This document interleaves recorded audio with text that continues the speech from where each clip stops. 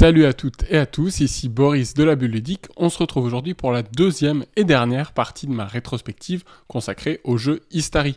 Aujourd'hui, on va se pencher sur les œuvres parues entre 2011 et 2016, et puis on passera en revue un peu plus rapidement les jeux que l'éditeur a localisés, et il y a du lourd, vous allez voir.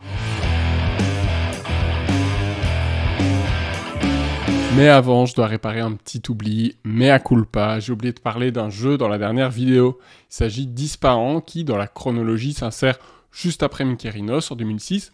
C'est fou, hein, j'avais pourtant écrit ce que je voulais en dire, mais j'ai zappé au moment du tournage sans m'en rendre compte au montage.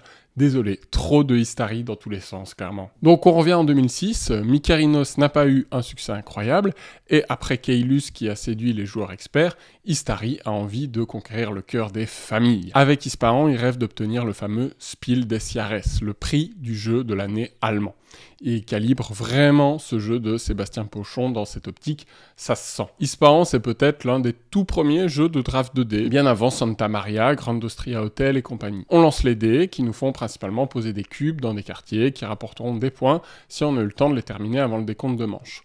On peut aussi déplacer un pion en payant des pièces, comme dans Keylus, pour envoyer des cubes, remplir la caravane.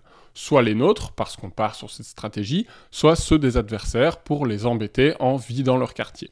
Il y a 6 bâtiments spéciaux qui offrent un pouvoir spécial, des cartes à usage unique qui donnent des bonus et c'est à peu près tout. J'ai vraiment persévéré avec Ispahan, j'en ai fait 16 parties, ce qui est déjà très bien, mais sur le long terme, j'accroche pas. Je trouve déjà que le jeu manque de profondeur, qui décolle jamais en termes de sensations. Il n'y a pas de tour explosif, il n'y a pas d'éléments mécaniques renversants.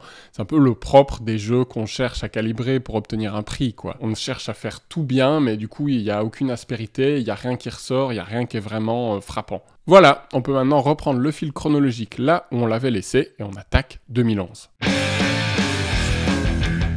On attaque avec Olympos de Philippe Keyarts, l'auteur de Small World, dont on reconnaît la patte. Alors Olympos est certes plus expert, c'est une sorte de jeu de civilisation express. Quand on connaît bien, ça se joue en 45 minutes à 1 heure. Il utilise un mécanisme que j'adore, la piste de temps.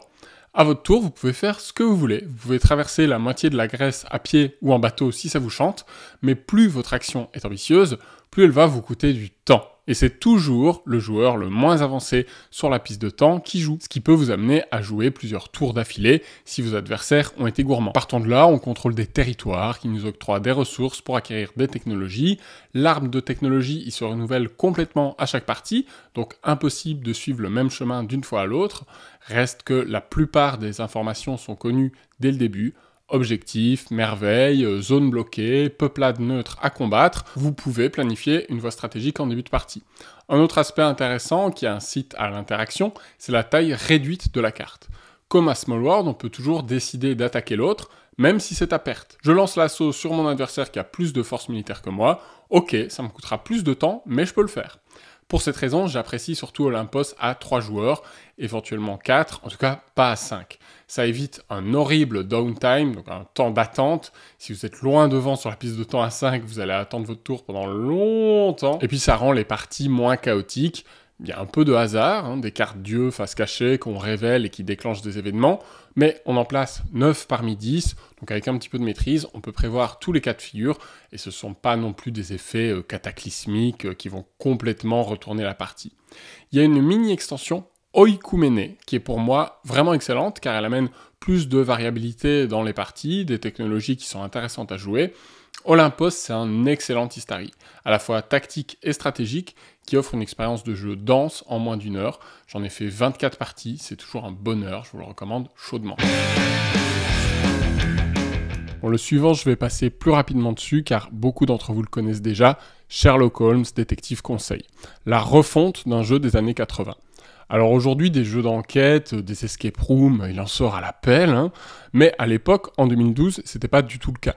La prise de risque d'Istari était réelle, d'autant plus que le jeu n'a rien à voir avec ce qu'ils font d'habitude, et il me semble qu'on leur doit, au moins en partie, le renouveau complet du jeu d'enquête qu'on connaît aujourd'hui. Car, vous le savez, ce Sherlock, il a été un grand succès, avec plusieurs affaires indépendantes, et puis des nouvelles boîtes, etc. Moi, j'ai fait que les 10 enquêtes de la boîte de base, peut-être 1 ou 2 autres en bonus, on a fait ça en couple, avec un plaid, en prenant des notes, tranquillou. J'ai apprécié l'expérience, mais voilà, moi je suis pas un fan hardcore des jeux d'enquête, donc j'ai pas poussé plus loin. Malgré quelques bugs qui peuvent gâcher un peu le plaisir, de mémoire, l'enquête 3, elle était complètement cassée dans la première édition. Tu fais un peu la gueule quand tu t'es tapé 3 heures d'enquête pour découvrir un dénouement que tu n'aurais jamais pu élucider avec les infos à ta disposition. Bon bah, malgré ça, ça reste une référence du genre, en plus d'être un pionnier. C'est une réédition largement améliorée d'un jeu de 1985, l'ambiance londonienne est là, c'est bien écrit, les enquêtes sont folles, on prend plaisir à élaborer des théories, etc. Alors on n'est pas au niveau, en termes de littérature, d'un Bureau of Investigation plus récemment, mais voilà, franchement pour l'époque c'était du solide. Faut être prêt à passer 3 ou 4 heures à lire, à se casser la tête. Du coup c'est probablement pas le plus moderne des jeux d'enquête, vu la palanquée de nouveaux titres qui sont sortis depuis, mais c'est lui qui a ouvert la voie à l'époque où la mode n'existait pas. Il faut remercier et féliciter Istari pour ça. L'autre jeu de 2012, c'est aussi une réédition d'un titre pas aussi vieux que Sherlock Holmes, mais pas loin. Serenissima. C'est une refonte de Méditerranée de Dominique Erhardt, un jeu de 1996. Dans Serenissima, on cherche essentiellement à livrer des marchandises d'un port à l'autre, avec des combats à coups de dés lorsqu'on croise les navires des autres joueurs. Le système le plus original du jeu, qui a été amélioré par sa modernisation, il tient dans son ordre du tour. On joue pas dans le sens des aiguilles d'une montre, mais en fonction de la valeur de nos galères. On active d'abord le bateau 1, et puis le bateau 2, etc. Du coup, lorsqu'on achète un nouveau bateau, il s'agit de bien réfléchir à la place qu'on souhaite occuper dans l'ordre du tour. Est-ce qu'on veut jouer plusieurs coups d'affilée, ou est-ce qu'à l'inverse, on veut jouer après ce navire-là qui appartient à l'adversaire, pour voir ce qu'il fait et réagir en fonction. Il y a plusieurs mécaniques très bien pensées concernant vos navires. Plus ils ont de marins, plus ils se déplacent loin, logique, mais moins vous avez de place pour transporter des marchandises. Et quand vous engagez un combat, le nombre de dés que vous lancez, il est diminué de la fatigue de vos matelots, c'est-à-dire du nombre de cases qu'ils ont déjà parcouru ce tour-ci. Clairement, ça fait sens thématiquement, et puis ça fonctionne aussi bien dans le jeu. On peut mettre en place un blocus autour d'un port, on peut établir des alliances temporaires, etc. Le problème, c'est que le jeu est assez long. Il faut au moins compter 2h30 pour une première partie, et comme je l'ai acquis sur le tard, il n'a pas réussi à s'imposer chez moi. Je lui trouve plein de qualités, mais la longueur des parties peut rendre l'expérience fastidieuse. Si vos lancers de dés sont nuls, si vous êtes complètement derrière parce qu'on vous a coulé plusieurs bateaux, c'est difficile de revenir et vous pouvez avoir le temps un petit peu long. Donc voilà, malgré tous les efforts pour le moderniser, ça reste un jeu à l'ancienne, et je pense que c'est pour cette raison qu'il n'a pas vraiment trouvé son public. Mais rassurez-vous, le meilleur de 2012 est à venir. En 2012, il y avait aussi un jeu Istari original, et quel jeu! Myrmès de Johan Levet. Une œuvre tellement restée dans les mémoires qu'on en parle encore aujourd'hui et qu'elle va bientôt être rééditée. Un auteur impressionnant qui est resté discret pendant longtemps après la sortie de Myrmès, mais qui là actuellement enchaîne les sorties depuis un an et a connu un succès fracassant et mérité avec Turing Machine aux côtés de Fabien Gridel. Avant de concevoir des dizaines de jeux de logique, Johan Levet a donc conçu ce jeu de gestion à la thématique très forte. Il est parti de la thématique, il l'a montré à Cyril Demeg par hasard, en pleine semaine de ski à Valmeunier. À la fin de la partie, Johan Levet, fébrile, s'attend humblement à recevoir quelques conseils, et là, Cyril Demeg lui propose de l'éditer. Et on le comprend car le jeu est incroyable. Mécaniquement, il s'inspire du mythique Antiquity, édité chez Spotter Spellon. En fait, vous commencez par programmer vos actions et ou production de ressources de fourmis en allouant des nourrices sur votre petit plateau personnel, et puis ensuite vous envoyez potentiellement des fourmis depuis votre plateau personnel vers le plateau central pour y vaincre d'autres insectes et surtout placer des phéromones. Ces tuiles phéromones, si vous arrivez à les caser, c'est des petits polyomino, elles vont vous rapporter des ressources, des points de victoire, et elles serviront aussi ensuite de raccourci. Une fois qu'elles sont vidées, vous pouvez les nettoyer vous-même pour reposer de nouvelles tuiles à cet endroit-là, à moins que vos adversaires s'en chargent avant, et là ce sont eux qui marquent vos points de victoire. Myrmès, c'est un jeu assez exigeant, il est possible de complètement planter sa partie. À chaque hiver, vous devez nourrir avec des cubes de nourriture. Si vous n'avez pas suffisamment amélioré vos galeries, vous ne pourrez pas en stocker beaucoup de la nourriture, et si vous accomplissez un objectif, vous abandonnez une nourrice, cette perte elle peut complètement gripper vos actions si vous la réalisez trop tôt, vous pouvez vous retrouver à subir le tirage des événements si vous n'avez pas gardé des larves en réserve pour modifier la valeur des dés et obtenir des bonus qui vous arrangent. Si vous êtes à court de cubes de terre, c'est impossible de nettoyer vos tuiles, du coup vous risquez de manquer de place, etc. Donc Myrmès, c'est une machinerie complexe. de la programmation, de l'interaction, qui peut être très agressive, très belliqueuse sur le placement, et un développement exponentiel. Les objectifs sont au cœur du jeu. Il y a une course pour les remplir, car tous les joueurs qui réaliseront l'objectif après vous feront marquer des points. Mais abandonner une nourrice, ça va ralentir votre moteur, donc vous n'avez pas envie de vous lancer là-dedans trop tôt. C'est aussi un jeu très fluide. 3 manches de 3 tours. La programmation se fait en simultané. Quand on connaît bien le jeu, franchement, il tourne rapidement et c'est très agréable. Là encore, c'est un jeu rejouable à l'infini et qui reste assez sobre. Il y a 3 bâtiments spéciaux, il y a 4 niveaux de fourmilière et ça suffit à générer un challenge intellectuel et de l'excitation à chaque partie. Moi j'en ai fait 28, je continue à le sortir, je suis curieux de la réédition, je l'achèterai sûrement pas car l'original n'a pas vieilli d'un pouce, mais je me demande quels changements ils vont instaurer. Ils vont, j'imagine, probablement rendre le jeu moins punitif, d'autant plus que ça sera chez Bombix, qui est un éditeur assez orienté jeux familiaux. Alors là on attaque encore un gros morceau, et pourtant c'est une petite boîte, c'est Spyrium. Une gemme absolue, une merveille incomprise qu'on a retrouvée dans les bacs à soldes d'Essen à 10 €. C'est peut-être à cause de son look marronasse, de sa thématique steampunk un peu flottante. C'est sûr que c'est moins concret que les colonies de fourmis. Allez, on s'en fiche du thème.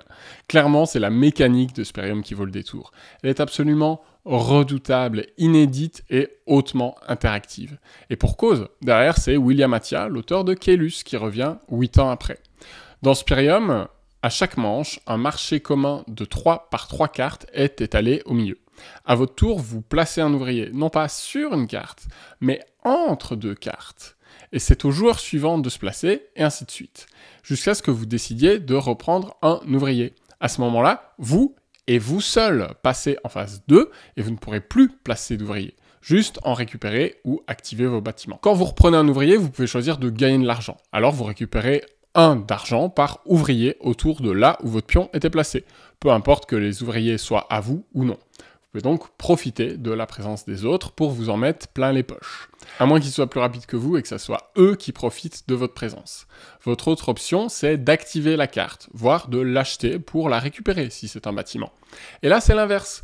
Vous payez pour chaque ouvrier autour de l'emplacement que vous convoitez. Autant vous dire que si les autres ont foncé comme des rapaces autour de la carte que vous souhaitiez acquérir, vous allez devoir douiller ou changer vos plans. Spyrium, c'est donc un jeu où le tempo est central et chacun imprime le sien à la partie. Si j'ai beaucoup d'ouvriers, je vais prendre mon temps, je vais gagner beaucoup d'argent, mais je mettrai moins la pression à mes adversaires. Si j'ai peu d'ouvriers, je vais avoir tendance à passer en phase 2 rapidement et du coup à potentiellement piquer des cartes à mes adversaires. Mais plein de petites subtilités viennent changer cette tendance, les bonus que vous récupérez quand vous atteignez certains seuils de points de victoire, les activations de bâtiments qui vous demandent de garder des ouvriers disponibles pour pouvoir en profiter, la piste de résidence, l'événement de chaque manche, les brevets et leurs pouvoirs spéciaux. Voilà, dit comme ça, on dirait que le jeu déborde de contenu, mais en fait, c'est peu de choses, c'est à peu près les mêmes cartes qui vont sortir à chaque partie, seul leur tirage, l'ordre dans lequel elles vont arriver va varier. Et c'est suffisant, en fait, pour renouveler les sensations, d'autant plus que l'expérience de jeu, elle dépend vraiment du comportement des joueurs, d'à quel point ils se montrent agressifs. C'est assez ramassé que pour permettre une vraie orientation stratégique et pas juste subir l'aléatoire. Par exemple, à la dernière manche, ça sera toujours les mêmes 9 cartes qui sortent.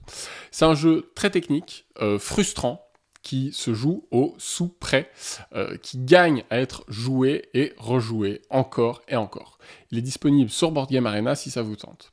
Toutes les configurations sont bonnes, ça marche de 2 à 5, il faut découvrir Spyrium, j'en ai fait 42 parties, je prends toujours un plaisir monstre à chaque fois que je le sors, c'est exceptionnel. Spoiler, l'autre jeu de 2013 est carrément plus oubliable à mon sens. Et pourtant, ce sont 2 grands auteurs qui se cachent derrière Prosperity. Sebastian Blisdel, qui a notamment créé Keyflower, et Reiner Knizia, l'auteur de plus de 500 jeux. Bon, clairement, Prosperity n'est pas inintéressant du tout. C'est un jeu dans lequel vous développez votre plateau personnel en achetant des tuiles dans un marché commun. Ces tuiles ont des icônes qui vous font progresser sur des pistes et dans les différents paramètres du jeu. L'énergie, l'écologie, la recherche, etc. Au fil de la partie, on va traverser des décennies, de 1970 à 2030, et au début de chaque tour, on révèle une tuile de la décennie en cours qui va déclencher un décompte dans un de ces paramètres. Et là, il vaut mieux pour vous que vous soyez dans le vert, sinon vous allez le regretter. Faut donc prendre des paris sur le moment où tel ou tel décompte va être déclenché, et on peut prévoir, puisqu'il y en aura un de chaque type à chaque époque. Mais du coup, on se retrouve un peu dans un jeu de tir à la corde opportuniste. Dès que le décompte écologie vient de passer, hop, on pollue à mort pour produire de l'argent, puis on rétablit l'équilibre avant le prochain décompte, etc., etc. Pour moi, c'est un peu répétitif, même si le système est malin, et je pense qu'il n'a pas été aussi développé que les autres Istari, car les tuiles qui rapportent des revenus de points de victoire sont clairement au-dessus du lot. Du coup, votre stratégie va consister à en acheter le plus tôt possible, voilà. Ça manque un peu de profondeur, et l'ordre aléatoire des décomptes, même si on peut légèrement l'anticiper, ça me dérange un peu. J'en ai tout de même fait 13 parties avant de le revendre, donc c'est pas du tout un mauvais jeu, mais voilà, c'est pas celui que je vous conseillerais de déterrer en premier. Alors là, je vous préviens, Olni complet, objet ludique non identifié. Witness, un jeu à licence Blake et Mortimer. Oui, et attendez, c'est pas tout. 4 joueurs uniquement, pas plus, pas moins. On parle de Deal with the Devil, de La Famiglia, mais en 2014, Istari prenait déjà le risque de la configuration unique. Et tout ça pourquoi ? Pour un jeu d'enquête et d'ambiance coopératif, on pourrait dire en quelque sorte. La boîte contient 64 enquêtes à difficulté croissance, mais le principe reste le même. Après la lecture de la situation initiale, chaque joueur plonge le nez dans son carnet, dans lequel il a un indice que lui seul connaît. Et puis cet indice, vous allez le murmurer à l'oreille de votre voisin. Oui.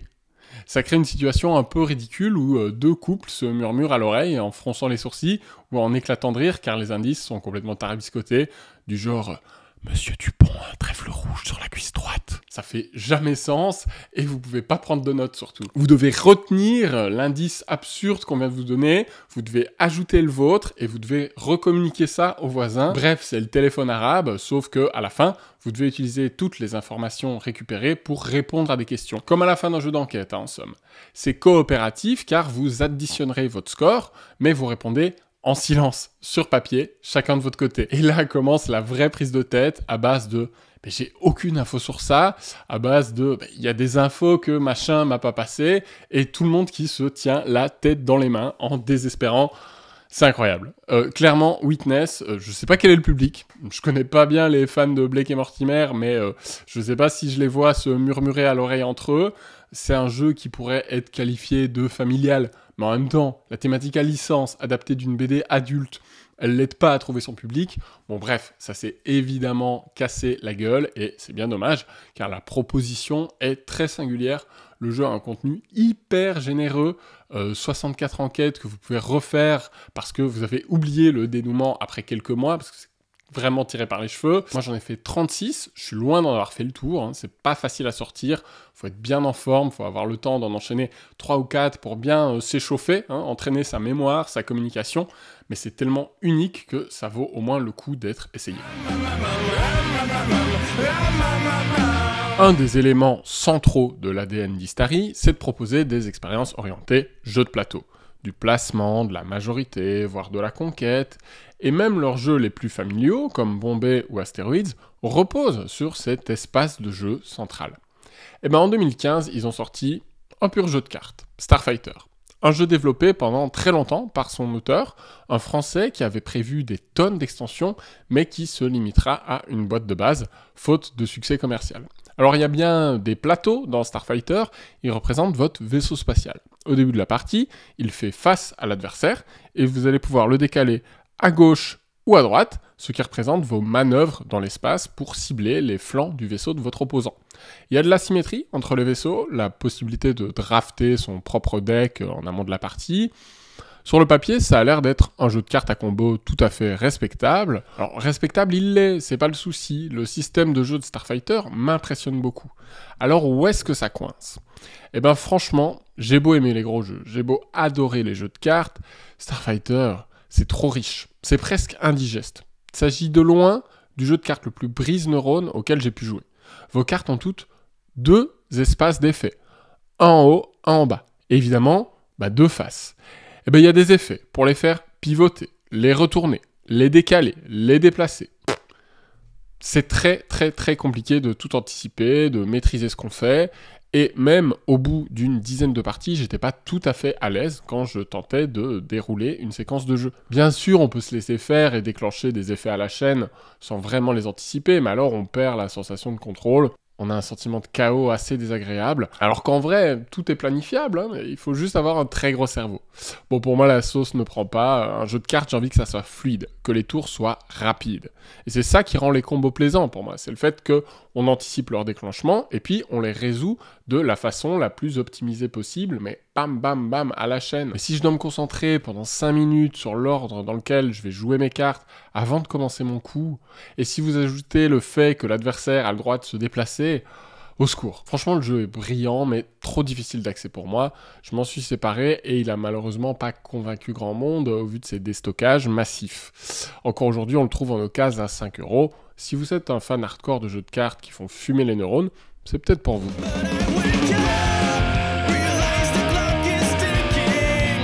Ça y est, c'est maintenant. Le temps est venu du tout dernier jeu d'Istari à être paru, à l'heure actuelle en tout cas, Shakespeare de Hervé Rigal, qui bosse actuellement en fait chez le distributeur BlackRock, hein, pour l'anecdote.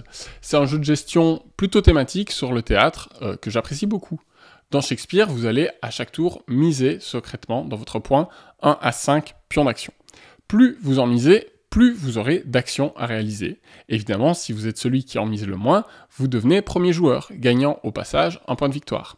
Et c'est pas négligeable, puisque dans Shakespeare, les scores ils oscillent entre 20 et 30 points quand on est vraiment expérimenté. Avec vos actions, vous allez construire votre décor de théâtre de façon symétrique, en gagnant des bonus au passage. Vous allez vêtir vos acteurs d'étoffes prestigieuses avant qu'ait lieu la répétition en costume, où vous allez leur refourguer des frusques rapidos, et puis vous scorerez un peu moins, ça marche aussi. Vous allez avancer sur 3 pistes qui représentent les 3 actes de votre pièce de théâtre. Vous allez récupérer de l'argent pour rémunérer vos acteurs à la fin de la partie, etc. Le jeu est fluide, mais il y a pas mal de tension, parce qu'on met en place des nouveaux éléments à chaque tour, qui sont en quantité limitée, et il faut bien prioriser l'ordre dans lequel on active ces actions, où on recrute un nouvel acteur. Les illustrations sont jolies, le thème fonctionne bien.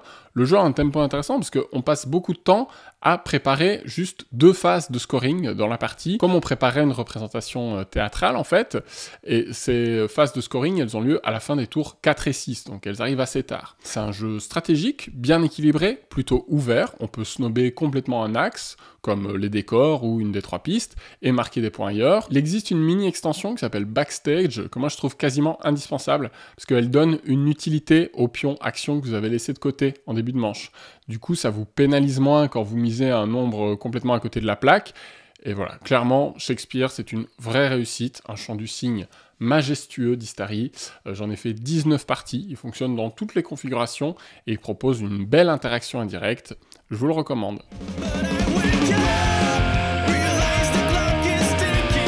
Alors voilà pour mon tour des créations originales Istari. Vous l'avez vu, s'il y a quelques anomalies dans le lot, on est plutôt sur du jeu dit expert dans la profondeur, mais souvent très épuré et rapide. Il n'y a pas un jeu qui excède l'heure et demie, à part Kaelus dans ses configurations les plus hautes. Si on lorgne du côté des localisations, et là je vais aller beaucoup plus vite parce qu'il y en a un paquet, la palette est plus variée, mais avec énormément d'excellents jeux.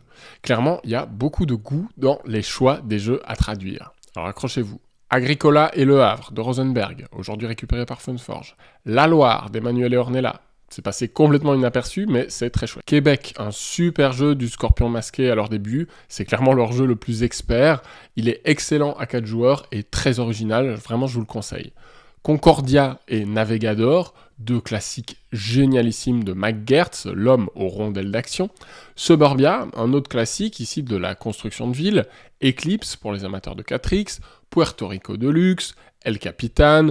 Endeavor, une bombe absolue, aujourd'hui récupérée par Super Meeple. Nation, qui se trouve là derrière moi, que je viens tout juste d'acquérir, qui a très très bonne réputation. Les Princes de Florence, qui est un autre classique. Arctic Scavenger, un deck building de confrontation que j'aime beaucoup au thème post-apocalyptique. La récupération de la licence Dominion, quand Philosophia l'a laissé tomber. Et Race for the Galaxy. Rien que ça. Voilà, peut-être que j'en oublie quelques-uns, je suis pas sûr d'être exhaustif, mais avouez que la liste a vraiment de la gueule, surtout quand on sait que cette sélection, elle dépend quasiment uniquement d'une seule personne. Oui, parce que Istari, c'était un éditeur artisan, une toute petite structure. En 2009, ils étaient encore que un temps plein et demi, avec Cyril Demag comme principale cheville ouvrière, et c'est à son bon goût qu'on doit tous ces excellents jeux et ces localisations de qualité. L'équipe de développement, c'était des passionnés bénévoles qui faisaient ça sur leur temps libre, en étant très investis, quitte à se montrer casse-pied, à être cassant ou à remettre en question le fond des projets. Mais au-delà de l'affection pour ce côté indé, pourquoi est-ce que je les aime? Clairement, ils ont eu un rythme de sortie un petit peu plus soutenu que Pearl Games. 2 jeux par an.